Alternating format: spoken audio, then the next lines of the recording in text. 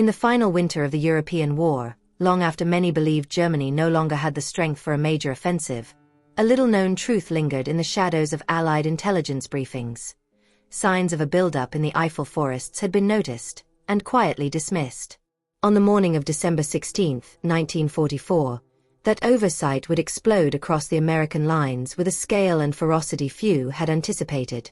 It began with an artillery barrage so sudden and dense that veterans of the U.S. 99th Infantry Division later recalled it as the sky ripping open. In less than an hour, positions east of Elsenborn Ridge were swallowed by smoke, splintered trees, and the sharp crack of approaching armor. For the inexperienced men of the 106th Infantry Division, many only weeks in Europe, the shock was total. Snow muffled sound, visibility dropped to mere yards, and radios sputtered as communication lines sagged under both enemy fire and freezing sleet. Platoons found themselves isolated as German infantry from the 1st SS Panzer Division infiltrated their flanks with practiced precision. What had been a quiet sector, one commanders called a good place to get your feet wet, instantly became the most dangerous front in the Western theater. Amid this chaos, entire reconnaissance patrols vanished while attempting to reposition along the Losheim Gap. Their absence, at first attributed to the confusion of battle, soon became an unsettling detail noted in divisional logs. The struggle was not just tactical, it was existential. For the junior officers trying to navigate collapsing lines, the challenge lay in distinguishing rumor from reality. Word spread of German units dressed in U.S. uniforms, of roadblocks appearing where clear routes had existed moments before, and of battalions receiving orders from voices on the radio that didn't quite sound familiar. Later, Allied intelligence would confirm that Otto Skorzony's Operation Greif had inserted English-speaking German troops into the area. But during those first hours, nothing felt certain. Soldiers described the forest not only as hostile terrain, but as a labyrinth where friend and foe were nearly indistinguishable. Historical notes from the period reveal just how unprepared the Allies were. In an entry from December 15, written only a day before the offensive, an American corps-level intelligence officer remarked, "Enemy activity remains low. Morale appears poor." It was an assessment that would haunt decision-makers for decades. Diaries recovered from the field show similarly misplaced confidence. One private in the 99th wrote simply, "Cold, quiet night. We hold the line." The next morning, his regiment would be fighting for its survival. As the German attack broadened, the true scale of the problem came into view. Tanks rolled through the fog like moving shadows, their engines rumbling beneath the wind. Forward observers attempted to radio artillery coordinates but were repeatedly cut off mid-transmission. In the divisional headquarters of the 106th, clerks tried frantically to track units, marking positions with red pins only to replace them with question marks minutes later. The mystery of the missing patrols added an eerie undertone to an already desperate defense. Had they been captured, ambushed, or simply swallowed by the blizzard conditions? No one knew. Yet several commanders remarked that the missing units had reported unusual enemy movement just before falling silent. On the ground, riflemen confronted the immediate reality of being outnumbered and outmaneuvered. Firefights erupted along forest trails as German infantry pushed aggressively toward key road junctions. With ammunition freezing in magazines and weapons requiring constant clearing, even small engagements became battles of endurance. Survivors later described scenes of confusion. Squads stumbling into enemy positions hidden behind snowy embankments, medics trying to evacuate wounded men only to lose direction in the fog, and units retreating by instinct rather than order. One sergeant remembered hearing German voices mere meters away, though he could see nothing through the swirling snow. The broader implications of the offensive were not yet clear, but the cracks had formed. Eisenhower's headquarters struggled to grasp the magnitude of the breakthrough, while field commanders issued increasingly urgent requests for reinforcements. Reports of missing companies trickled upward, though few had time to investigate their disappearance. What was understood, however, was this. The Ardennes, once a quiet sector, had become the center of the war's last great gamble.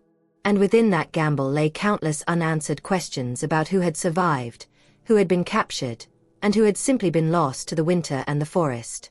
As the first day of the offensive closed, The snow turned pink in the fading light, and scattered pockets of American soldiers dug in for a night that promised little rest.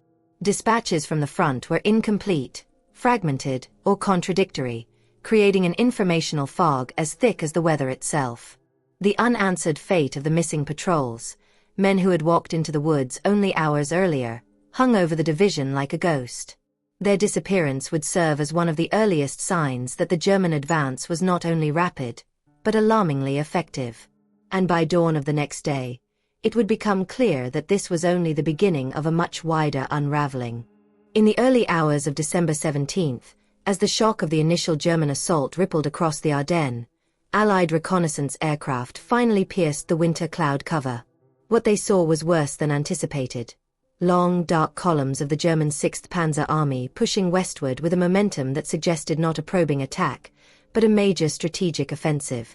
At the crossroads around St. Vith, one of the most critical junctions in the northern sector, U.S. forces of the 7th Armored Division scrambled to establish a makeshift defensive line.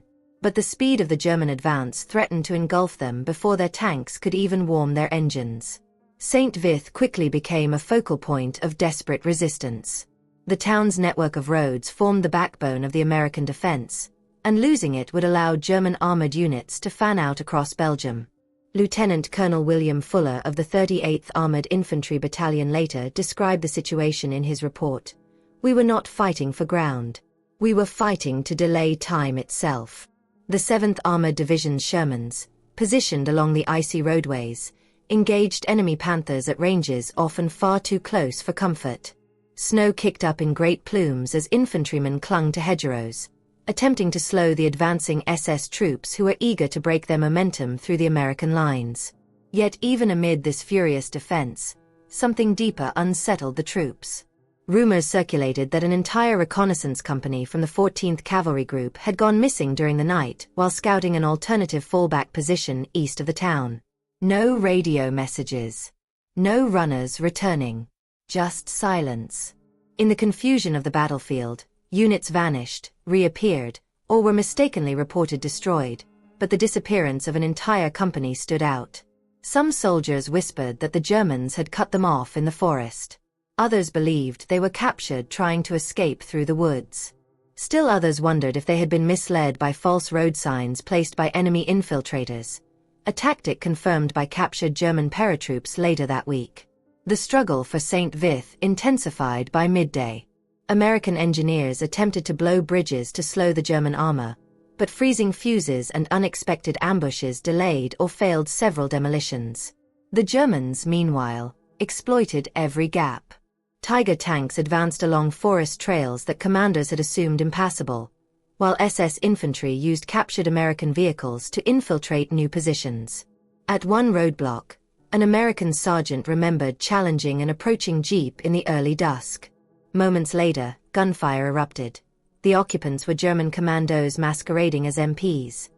Historical records from British intelligence reveal that by the afternoon of the 17th, the Allies had pieced together a disturbing pattern.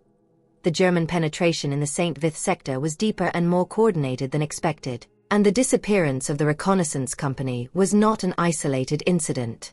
A supply convoy headed for Spa had also vanished, last reported near the villages south of Malmedy. At first, investigators thought it might have been destroyed by air attack or artillery, but no burning wreckage was found, only scattered tire tracks that seemed to vanish into the woods. This heightened sense of uncertainty permeated every level of the Allied command structure. General Bruce Clark, leading the defense of St. Vith, sent repeated updates to higher headquarters noting unusual and unconfirmed reports of missing units. Meanwhile, frontline officers issued strict protocols to verify friend from foe, with passwords, signals, and torch patterns reinforcing the uneasy reality that German infiltrators were attempting to manipulate Allied movements. The fog of war, already heavy with snow and confusion, became even denser with misinformation. Some deliberate, some accidental, all dangerous. Despite the mounting pressure, the Americans fought tenaciously. Tank destroyer crews from the 814th Tank Destroyer Battalion knocked out several Panthers in close-range duels that left both sides stunned by the ferocity of the engagements. Infantrymen held crossroads house to house, clearing buildings under constant mortar fire. The battle grew so intense that medics reported losing their bearings in the swirling snow, attempting to follow cries for help only to find empty foxholes or abandoned gear frozen into the ground. By nightfall, St. Vith was still in American hands, but the situation was becoming untenable. German armor continued to slip around the flanks, threatening to encircle the entire 7th Armored Division. The missing reconnaissance units weighed heavily on officers, not only as a tactical concern but as a symbol of how rapidly the front was eroding. Dispatches from Corps headquarters warned of additional breakthroughs north and south, forcing commanders to consider whether St. Vith could be held at all. In the documentaries that would later recount these events, historians often point to this phase as the moment when the Battle of the Bulge began tipping toward a scenario dangerously close to operational collapse. Fuel dumps were compromised, artillery fire missions lacked accurate coordinates, and the mystery of the vanished patrols became part of a broader pattern. The Allies were losing visibility, both literally and strategically. As December 17th drew to a close, the cold deepened, and the battlefield fell into a tense, uncertain quiet. American units attempted to reorganize in the darkness, their breath turning to frost as men whispered about the missing company that had never returned. No one knew their fate. No one even knew their last confirmed location. But their disappearance would continue to haunt the next day's decisions as German armor pressed ever closer to the Meuse River.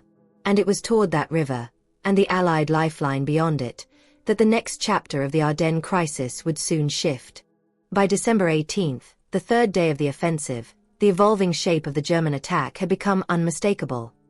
This was no limited thrust but a massive armored drive toward the Meuse River, the last major natural barrier before the critical Allied ports. As U.S. commanders struggled to patch the widening gaps in their lines, British forces of the XXX Corps began moving south at full speed, a rare moment in the Western Front where British and American units would fight shoulder to shoulder under the same sense of impending disaster. Yet even as reinforcements mobilized, the deeper mystery of the offensive thickened. Convoys, patrols, and entire logistical columns were being reported missing across the northern approach to Antwerp.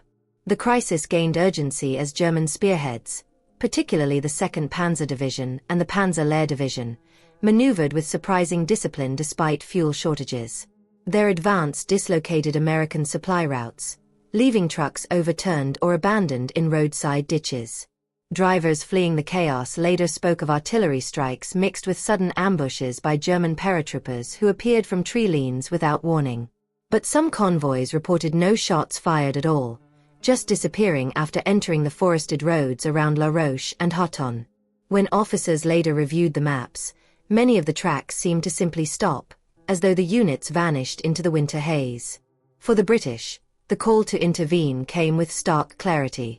General Brian Horrocks ordered elements of the Guards Armored Division and supporting units from XXX Corps to push toward the threatened Meuse crossings. Their objective was straightforward: prevent German armor from reaching the river at any cost. But as they moved through crowded snow-clogged roads, they passed retreating American infantry who carried unsettling stories.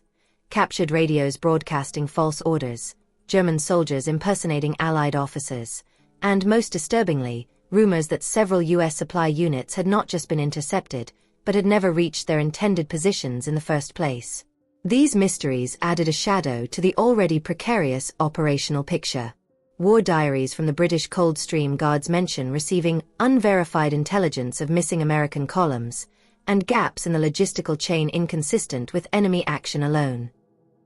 Meanwhile, American commanders grappling with the frantic reorganization of their lines struggled to determine whether these disappearances were the result of ambushes, navigational errors in blizzard conditions, or German special operations. The reality was likely a combination of all three. But in the moment, uncertainty was a powerful adversary.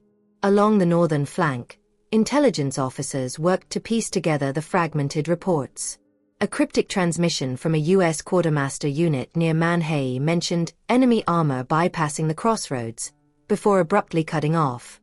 When a British reconnaissance patrol arrived hours later, they found only abandoned vehicles half buried in snow, their engines still warm, personal equipment scattered as though the soldiers had withdrawn in haste. But no tracks indicated where they had gone. The absence of bodies, cartridges, or signs of close combat left investigators with a terrain of unanswered questions.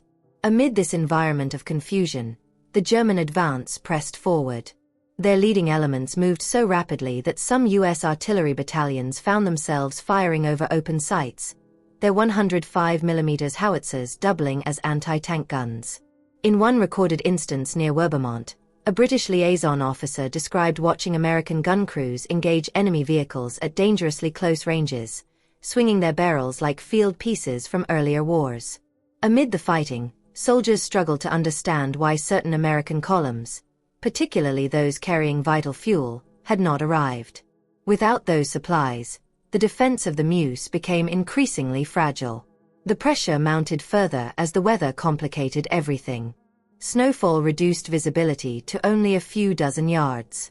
Infantry units trying to reposition along the road to WWII found their compasses unreliable, their maps smudged, their paths blocked by wreckage or drifting snow. This same fog obscured the fates of the missing convoys. With each hour, the list of unaccounted-for personnel grew longer, leaving commanders unsure whether they were dealing with isolated incidents or a systematic breakdown of their logistics. Contemporary historians later reflected that this period, from December 18th to the 19th, represented one of the most dangerously opaque moments in the Western Front. Contemporary Allied signals intelligence struggled to determine the German Schwerpunkt, while radio silence from missing convoys fed rumors across the ranks. Soldiers feared that special German units were cutting off roadways before melting back into the forest. Though these fears were often exaggerated, the unease was real and had a measurable impact on command decisions. As British and American units settled into defensive positions around the Meuse, the sense of uncertainty deepened. A lieutenant in the Welsh Guards recalled that as his unit dug in, an American officer approached to ask whether they'd seen a specific supply column that had been due hours earlier. When told no, the officer simply nodded and walked away into the snowfall, muttering that it was the third column that day reported missing. By nightfall, both the British XXX Corps and American High Command recognized the gravity of the situation. The German spearheads were dangerously close to the river. Bridges were being prepared for demolition. And the intelligence picture, already blurred by weather, enemy deception, and collapsing comms, was further obscured by the growing list of missing units. In the gathering darkness of December 18th, one chilling question hovered over every Allied position along the Meuse. Were these disappearances the result of enemy action, or the first sign that they were losing control of the battlefield? The answer would shape the decisions of the days ahead, and would determine whether the German thrust toward the Meuse could be stopped in time. By December 19, 1944, the Ardennes offensive had evolved from a sudden shock into a full-scale crisis. The German 6th Panzer Army, having broken through the lightly defended U.S. sectors, was pressing toward the Meuse River, threatening the Allied lifeline to the Belgian ports. At the same time, reinforcements were arriving. The U.S. 82nd and 101st Airborne Divisions were being rushed from quieter sectors, while elements of the British XXX Corps moved into position to reinforce a crumbling front. Yet even as Allied commanders coordinated desperate defenses, reports surfaced that several forward artillery observation teams had gone silent, their last transmissions describing unusually mobile enemy movements near Houffalize, a small town that had suddenly become a focal point of the battle. The challenge facing the Allies was both tactical and psychological. Troops on the ground struggled with freezing temperatures, snow-covered roads, and disrupted supply lines. Infantrymen reported encountering abandoned positions and hastily evacuated field hospitals, evidence that German spearheads had moved faster than anyone had anticipated. One officer of the 101st Airborne, tasked with coordinating artillery support, later wrote in his journal, "We have men we cannot locate, guns that do not respond, and roads that disappear into the snow as if swallowed by the forest." The sense of disorientation was amplified by German infiltration units that had disguised themselves as Allied troops, creating confusion at checkpoints and along key routes of advance. Forward observation officers were particularly vulnerable. Positioned to direct artillery fire with precision, they relied on line-of-sight communication to guide barrages. But on December 19th, several observation teams reported enemy movements that were faster, more organized, and more cunning than expected. One last transmission, recorded by a radio operator before the line went dead, described columns of German armor bypassing known roadblocks, moving through gaps that reconnaissance maps had marked as impassable. Then, nothing. Teams simply vanished. The fate of these units remains a historical mystery.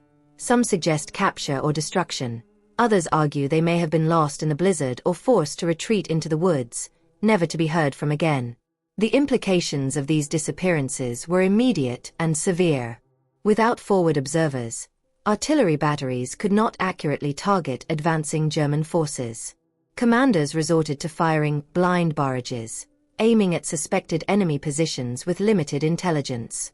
This not only reduced effectiveness but increased the danger to friendly units, some of which were forced to maneuver through the same fields of fire. Tactical ingenuity was required at every turn.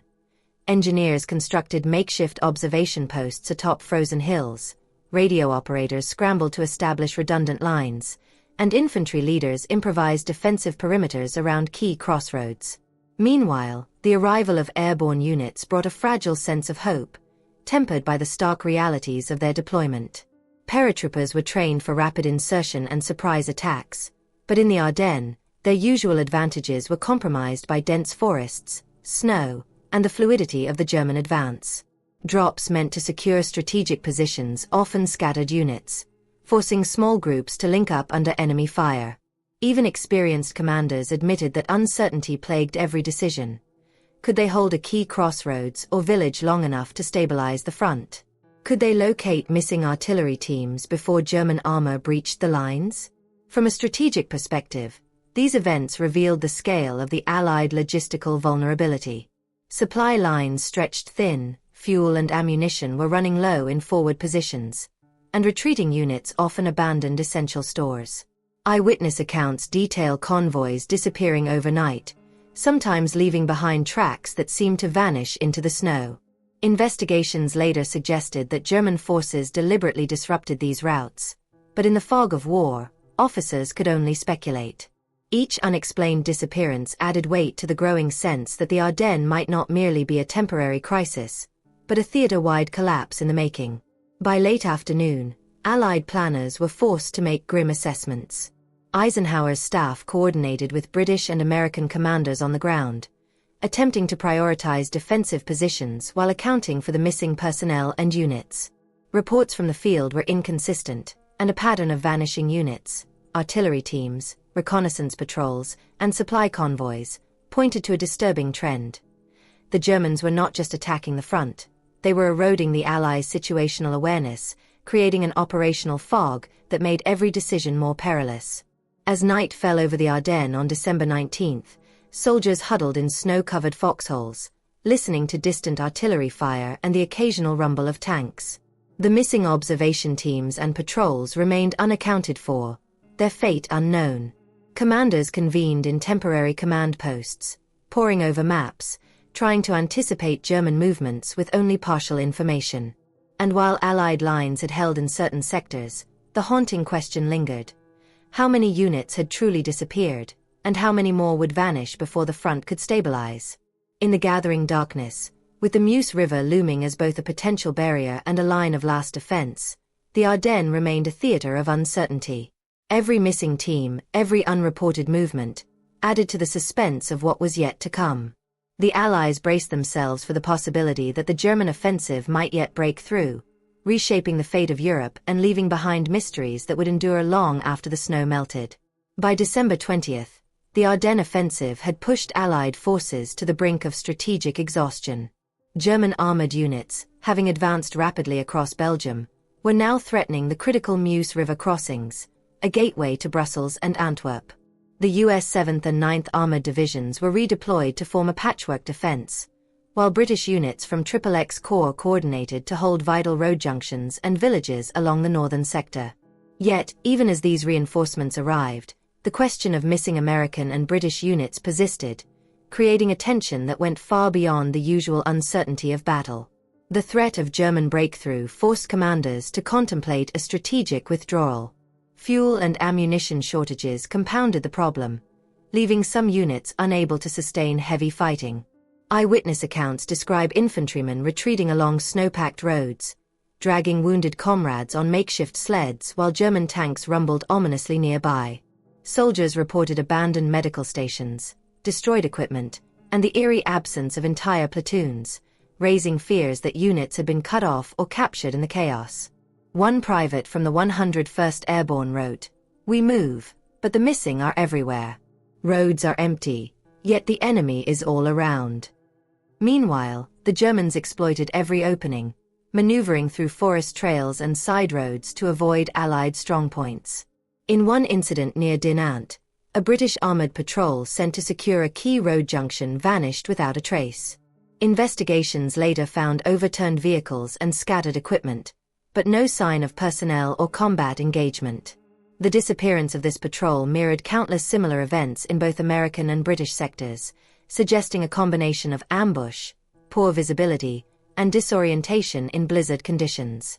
Some officers speculated that German reconnaissance units were deliberately isolating small groups to disrupt cohesion, a tactic that heightened confusion without requiring full-scale engagement. On the defensive, Allied artillery crews attempted to compensate for the lack of forward observers. Batteries fired at suspected German positions with limited information, often relying on radio reports from infantry units under extreme duress. One 105mm crew in the 82nd Airborne reported engaging advancing Panther tanks at point-blank range, a testament to both their bravery and the intensity of the German push. The situation was precarious. Each delayed or inaccurate strike risked friendly casualties while allowing German armor to advance further toward the Meuse. The weather compounded these challenges. Heavy snow continued to obscure visibility, freeze weapons, and mask troop movements. Scouts sent to verify supply routes often failed to return, creating yet another layer of mystery in an already opaque battlefield. Reports of missing convoys, patrols, and supply columns became so frequent that commanders began tracking them as a separate operational category. Each disappearance represented not just a logistical problem but a psychological one, undermining morale and sowing fear of encirclement or sudden collapse. Amid this chaos, the Allied High Command considered contingency plans for a potential withdrawal to protect the ports of Antwerp and Brussels. Decisions had to be made swiftly: hold key towns at all costs or fall back to preserve forces for a counteroffensive. The delicate balancing act was complicated by incomplete information and the mounting list of missing units. Historical records suggest that these unaccounted-for columns may have delayed critical reinforcements, unintentionally shaping German operational options during the offensive. Yet despite the mounting pressure, Allied units displayed remarkable resilience. Infantry and armor coordinated in ad hoc formations, bridging gaps between divisions, while engineers and medics improvised under fire to keep lines intact. Supply officers worked tirelessly to reroute fuel and ammunition, often under threat of sudden German engagement. And even as missing patrols and convoys remained unaccounted for, the Allies fought to maintain cohesion, reflecting a tenacity that would ultimately prove decisive. By nightfall on December 20th, the situation along the northern sector remained dire but not yet catastrophic. German armored thrusts had reached the edges of several key villages, but defensive lines had held long enough to prevent total penetration. However, the mystery of the missing units, convoys, patrols, and small detachments continued to cast a shadow over the front. Each unexplained disappearance added to the uncertainty, leaving commanders and soldiers alike wondering how many men had truly been lost to the forest, the snow, or the enemy. As the Ardennes winter night deepened, Allied forces prepared for another day of brutal combat. Bridges along the Meuse were primed for demolition, defensive positions reinforced, and scattered units regrouped wherever possible. And yet, in the midst of this tenuous calm, one question lingered like the chill in the air. How many more columns would vanish before the German advance could be fully checked? The answer, still unknown, would determine the fate of both the Ardennes and, potentially, the future of Europe itself. By December 21, 1944, the Ardennes offensive had entered its most perilous phase. German armored units, having advanced with alarming speed through the forests and snow-covered roads of Belgium, were now within striking distance of the Meuse River crossings. Allied commanders, both American and British, recognized that the outcome of the offensive could reshape the map of Western Europe if the Germans succeeded in forcing the river. Reinforcements, including the US 82nd and 101st Airborne Divisions, were positioned to slow the advance, but logistical gaps, missing patrols, and vanished supply columns created an atmosphere of tension and uncertainty that pervaded every level of command. The human cost of the offensive was starkly visible.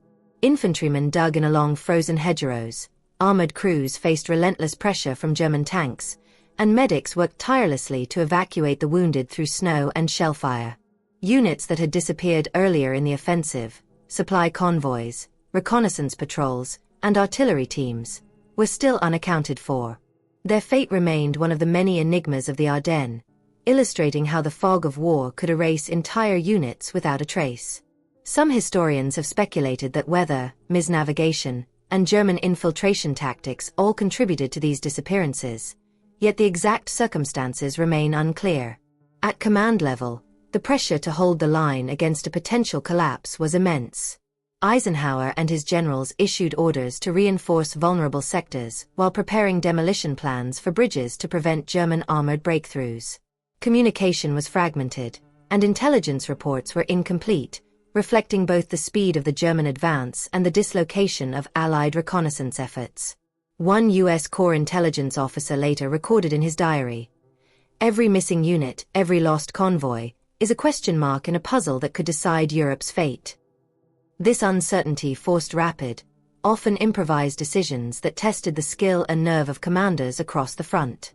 Despite these challenges, Allied forces managed to stabilize key positions near the Meuse. Artillery barrages, coordinated infantry resistance, and armored counterattacks slowed the German momentum, buying critical time for additional reinforcements. Yet even as progress was made, the mystery of the missing units, never fully resolved, lingered in the minds of soldiers and historians alike.